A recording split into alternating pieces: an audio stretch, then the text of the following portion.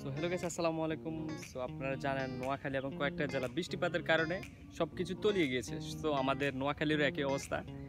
So আপনাদেরকে যদি দেখাই, আজকে সানটা অনেকটাই সুন্দর, মানে হঠাৎ করে রোদ উঠেছিল, মানে যদি আপনাদেরকে দেখাই ভাই পুরাই জোস, মানে স্কেইটা এতটা সুন্দর মানে বলার মতো ছিল না।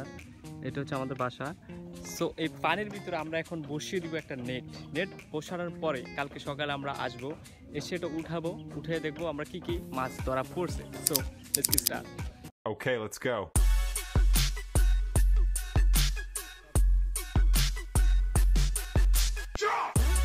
তো আমরা জাল বসানোর জন্য আমরা নিয়েছি নেট, ইভেন কয়েকটা খুঁটি। সানটা অনেকটাই বেশি, এই জন্য আমি একটা সানগ্লাস পরে নিয়েছি যেটা ব্ল্যাক। তো আমি সামনের দিকে আগাচ্ছি। আমরা রাস্তার ওই দিকে জালটা আমি বসাবো। জাল বসানোর জন্য আমরা এই জায়গাটা বেছে নিয়েছি।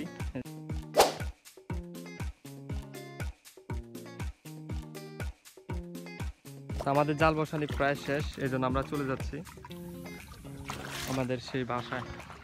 স্কিপ করে কালকে চলে যাই, আমরা দেখবো যে কি কি মাছ উঠে। সো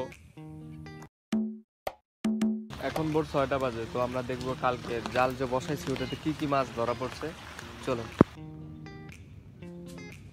এই যে এখানে দুইটা মাছ,